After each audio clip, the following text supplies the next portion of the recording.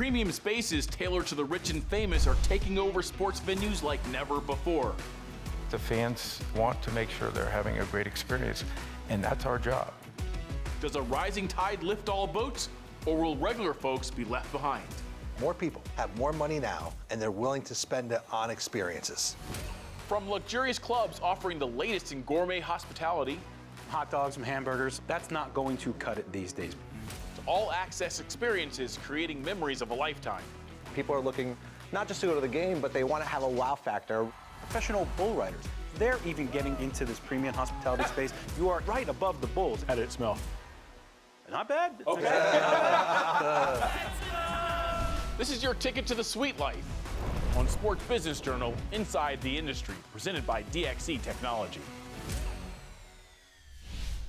I'm your host, Tariq El-Bashir, and joining me in the Vanda studios are Sports Business Journal reporter Austin Karp, celebrity chef Spike Mendelsohn, and our VIP, Sports Business Journal's publisher and executive editor, Abe Madkour. Abe, what's in the lineup today? Great topic. Premium space is very hot right now in the sports segment. You're seeing premium for all fans. You're seeing these great new premium spaces being developed. These venues, Tarek, they're getting so reimagined. All these fans have different options to really have a high-end experience at sports events. And I think you're seeing even ultra high-end people are willing to pay more money than ever before. It's one of the biggest topics in the industry right now. What did the traditional premium experience look like at most arenas? Well, if you went into one of these suites, you had a layout of some hot dogs, some hamburgers, some popcorn. You know, that's not going to cut it these days. People want, if they're getting away from everything they have at home, that elevated experience, they want to do something special when they're going out. Going to a sports event when I grew up wasn't the most exciting experience. Hot dogs were cold. Yeah. Sodas were warm. Bathroom lines were terrible. Now it is so much different. Since COVID, people are spending their money to have a great seat, to have great food and beverage. The games are almost secondary to the experience. Yeah, absolutely. I mean, there's a demand for people to have more experience. People are looking not just to go to the game, but they want to have a wow factor to get something that they wouldn't usually get. This really does start with the fans, right? And our expectation of a great time when we come to cheer for our favorite athletes. Whether the destination is a seat or a suite, our experience is carefully curated before we even set foot in the venue.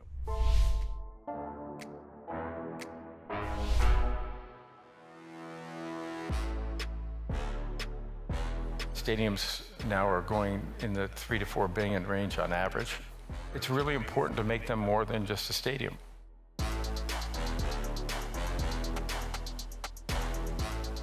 What's changed over 10 years, I think the demands of fans, of teams, of media partners, of sponsors, all of that's been raised.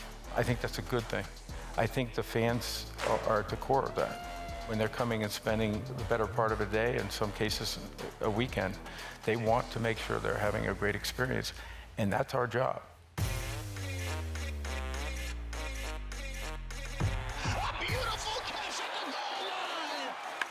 We can't control what the product on the field is, but we can control that experience for our fans. How do we actually think about getting the experience told different ways to different people and hitting them where it meets what they want?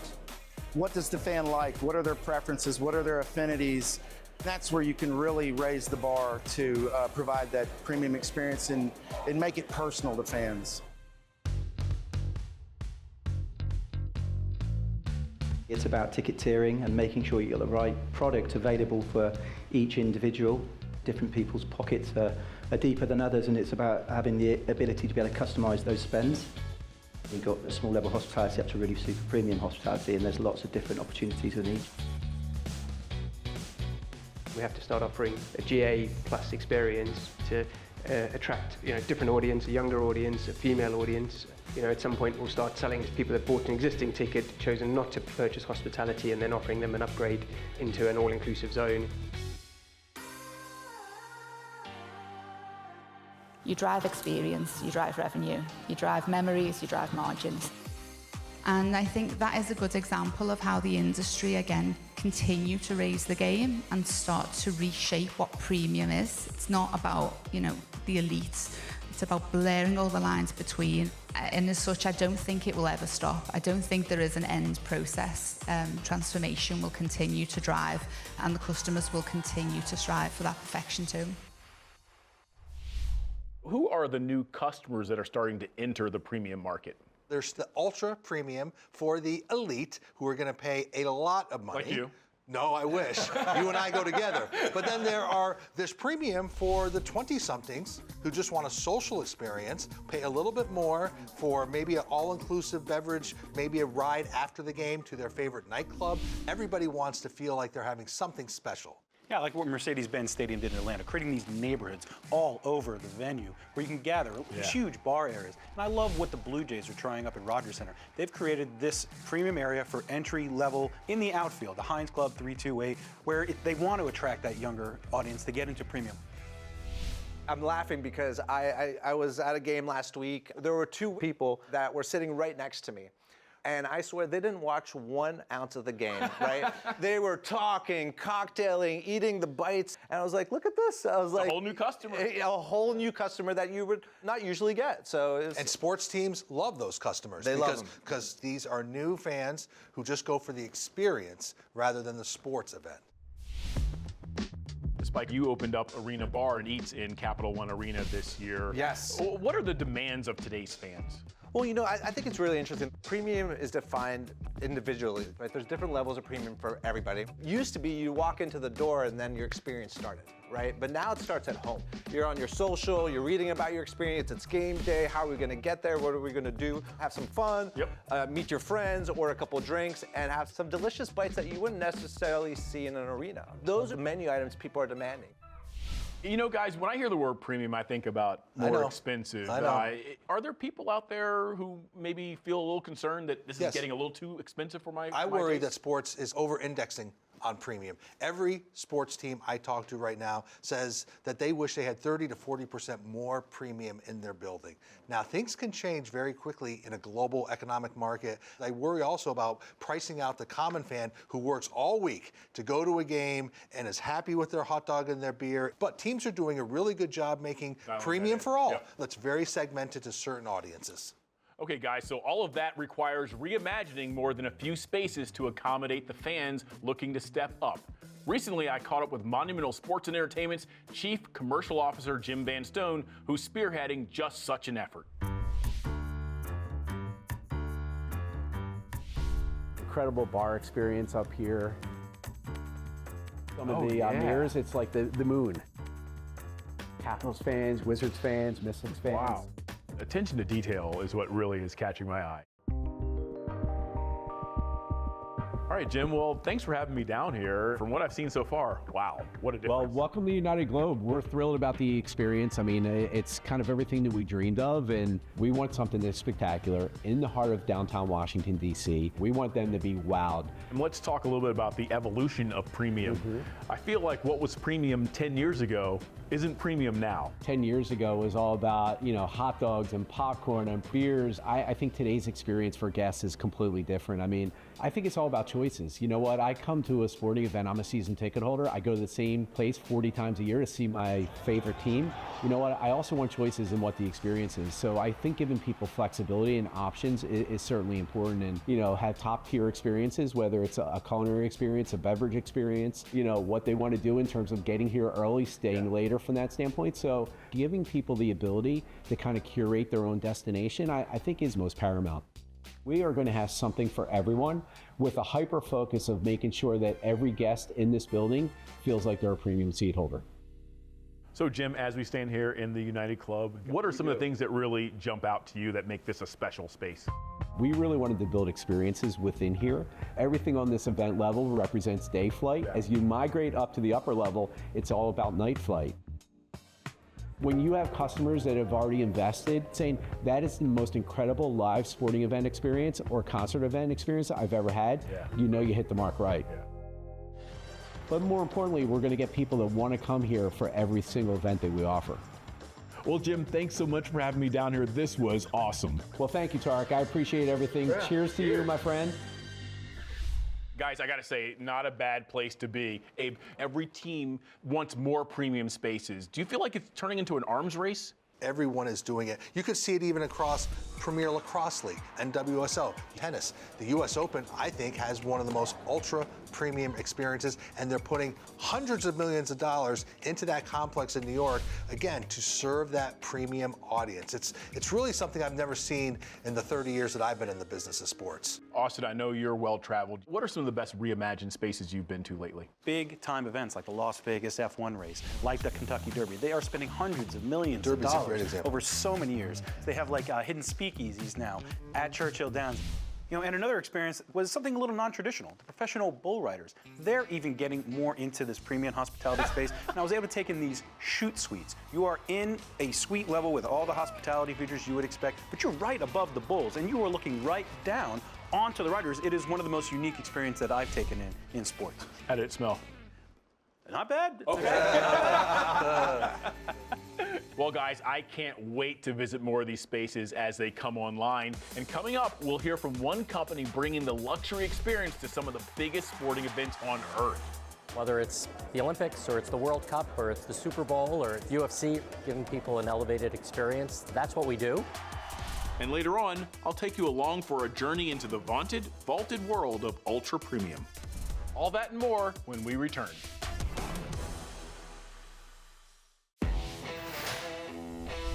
Welcome back. In today's stadiums and arenas, premium is not just a space, but a full fan experience. We sat down with On Location Experiences COO Ed Horne to discover how this new approach is expanding access worldwide.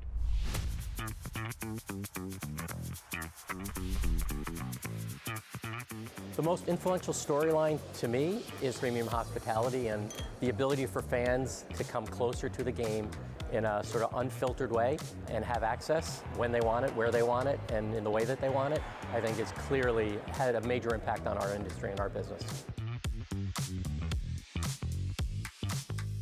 Curiosity allows us to continue to innovate, satisfying what fans are looking for, and putting people essentially in places that they otherwise couldn't be.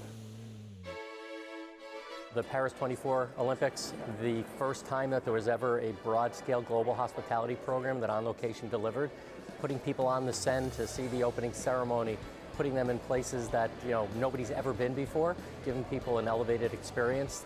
That's what we do, and whether it's the Olympics or it's the World Cup or it's the Super Bowl or UFC or WWE, that's what the world is all about.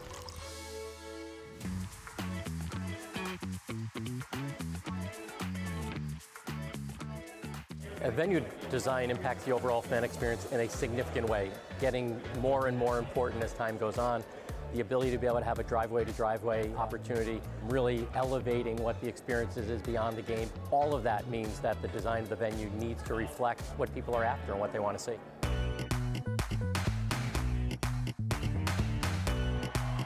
Sports has continued to emerge as one of those few opportunities that people have to see live, they have to watch live, they have to experience in that way. Providing the resources, the opportunities, the access, as our industry evolves, becomes increasingly important. Those are must-haves in any venue nowadays. From an innovative standpoint, what better place to be? Abe, we just saw a temporary hotel suite on a tournament golf course. Pretty hot spot. What's the ceiling on this thing? I don't think there's ceilings right now. I think you're going to see more of these type of experiences, not just within the venue, but around venues. Mixed-use developments are going to have ultra premium. I think within the venues, you're going to see more and more renovations. We can't dismiss the socioeconomic factors that more people have more money now than ever before, and they're willing to spend it on experiences. I mean, the hotel thing blows my mind. I mean, when are we going to have some suites where you can just spend the night? Right. I'm just picturing someone waking up in their robe with their coffee and look outside. There's someone, Did we win last night? Yeah. And just remember that we're talking a lot about food and beverage and seats, but it's also about information, knowing where to go, driveway-to-driveway experiences. Service is huge. And then you can use these spaces outside of game day, and it just makes for a very specialized experience. You talk about driveway to driveway, and something that kind of gets lost in this premium experience is the ingress and egress. Your parking is settled beforehand, and when you're trying to leave, you can get out of there and not have to wait an hour just to leave the footprint of the stadium. And they get security taking them in, taking them out. It's It's going to be it's an expectation. It is amazing what the elite can get when they go to an event right now. Guys, is there a danger to having people in suites or in restaurants as opposed to in the seats watching the game? I don't think that there's a danger. You want people in the building. But yeah, during key moments of the game, I think owners do want people paying attention. I know who hates it. Television producers and directors. They hate a visual of a stadium that looks pretty empty during a game because it's game either sold out. But especially coming off halftime in the NFL game, you'll look around. Club levels are still, the seats are empty. It does impact the perception on television. It does. Game's sold out, but they're all eating Spike Mendelsohn delicious food. There you go. Rita Bar and Eats. I don't know. There's no danger for you. Sorry. Sorry, not sorry. And I always think there's so many memories to be made when you go see a sports, whether it was this amazing goal or this fight that you saw. Now we can add the experience and memories of a bite or something delicious. So at the end of the day, you're just getting experience from every single level throughout the entire time. So. And Austin, you have 2 boys, and the experience for them is certainly different. Yeah, it's interesting to show them, like, hey, like, this is the modern era. This is how people consume a game now. I'll walk them around the venues like, hey, look at the different opportunities that are out here. We can do grab and go, which is kind of more their style. And stadiums are making that much easier these days. I feel like I should be making a bucket list over here. Yeah. But right now, it's time to test your knowledge with Abe's recurring nightmare, the Money Minute. I don't even know what we're getting into right now. Well, you're about to find out. Today's question, which nation constructed the first stadium known to have box seats? I know Tokyo, they had some dugout box seats that Walter O'Malley modeled for the Dodgers. That was in the 1940s, 50s. So this is a tough one. This is a tough one. I mean, are we thinking Europe somewhere? I mean, Japanese stadiums do date that pretty well. I kind of like Japan. You like the guess on Japan? Final answer. Yep. Let's go with Japan. Japan. Well, we'll reveal the answer and welcome one very important fan to the lap of luxury right after this.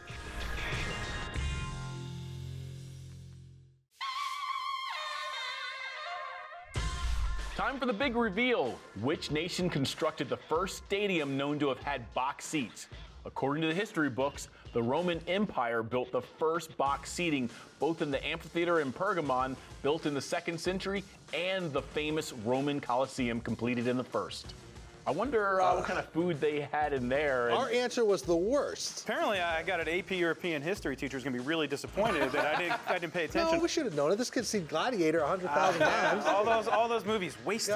What did they do in the Roman Empire? We got the answer wrong, is the question. That's right. That's the line. Done. Well, gentlemen, I have a confession to make. I recently snagged an invitation to enjoy some modern, ultra-premium hospitality, and I may have forgotten to extend an invitation your way. Have a look.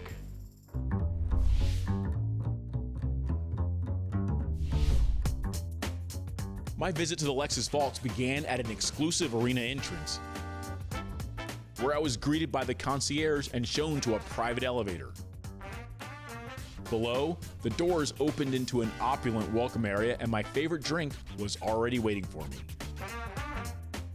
From there, I was guided to my personal vault suite, complete with luxury appointments, gourmet food, a private bar, and my own dedicated mixologist.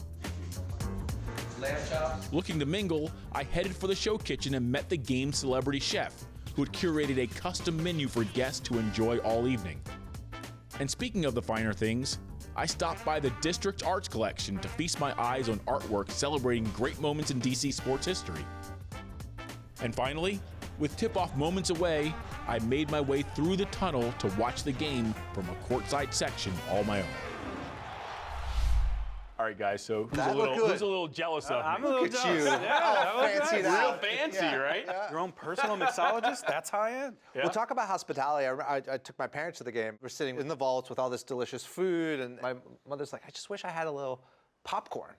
And all of a sudden, someone popped out of nowhere. Did you say popcorn? That's and amazing. they legit came back with pre-packed popcorn packs, and it's another degree of hospitality. She'll remember that touch. She'll remember it forever. She keeps talking about it. What's interesting about the vault is you had a lot of different experiences there, right? You walked in, then you had your private area where you could do business or do some networking, but then you go out to your specific section courtside. So there's a lot of different ways to experience a game there. The thing that really blew me away was that you have your own way into the building where you're straight through the concourse right into the vaults. Isn't it amazing the touch and the personalization of that? Well, it's just a wow factor. I mean, it's an added addition. You have a little kitchen area, and they are inviting local chefs constantly to test kitchen. And to display their eat. So it's just nice to have an added degree of hospitality and food there. Okay, so we're catering to the high rollers. How high do we have to keep raising that bar to make sure they're happy?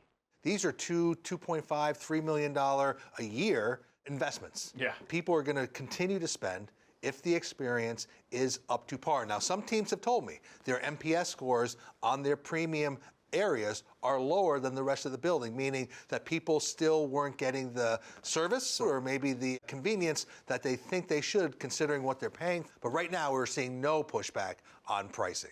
So we have fans on the sidelines at the Super Bowl, in the pit at the racetrack. Where is this going? Wherever leagues and events can find access. Where can I bring a fan to that they've never been before? When I think of some of the cool experiences I've had, auto race. Being down in the pits and hearing and smelling and getting hit in the face by little pieces of rubber as those cars go by at 200 miles an hour, that kept me coming back. You can watch all the Drive to Survive you want, but it takes it to a completely different level. It does. In terms of where I see it going, most pro teams want to be about 30% premium. It's going to be ultra personalized. So you'll get an email the day before and it's going to tell you where to go and maybe what player you're going to meet or what coach you're going to say hi to or who they may bring by, what swag's going to be waiting for you, how you're going to exit. Really ultra high-end experiences. So guys, personally, I'd like to head back to the Lexus vaults, but before we all hit the locker room, what would you all say to a quick round of buy, sell, hold? Let's do it. It's always fun. Let's go. The percentage of sports ticketing revenue made via premium offerings, currently 50%, will reach 70% within a decade. Buy, sell, or hold? I'm going to say buy unless there's a major economic downturn. I'm going to say buy. This is the whole reason I'm here. Let's go. Buy, buy, buy. I'm going to say buy, but I hope it doesn't go past 75% because you don't want to price out fans past that point. On-demand and a la carte options will put premium offerings within reach of every ticket holder within the next 5 years. Buy, I believe in premium for everyone, and I think those are the types of options that will be available. I'm with you. Buy, premium for all. Buy, it's coming. And the black card is out today. By 2030, the vast majority of U.S. stadiums will feature premium areas with show kitchens where fans can watch top-flight chefs at work. I know what you're going to say. I'm going to say buy. I mean, this suit jacket is great. I feel very distinguished, but I can't wait to get my apron back on. So. All right. Buy. I mean, culinary, sports, music, fashion, they're all merging. It's a buy because if you're not doing stuff like that, you have fallen behind your competitors.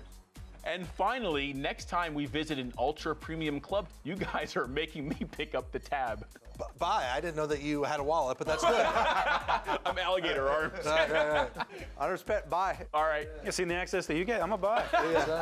Without getting that invite earlier, we're definitely. All right, that's cold-blooded. That's for getting us on the money minute. Making me look so bad, I had to get back to you.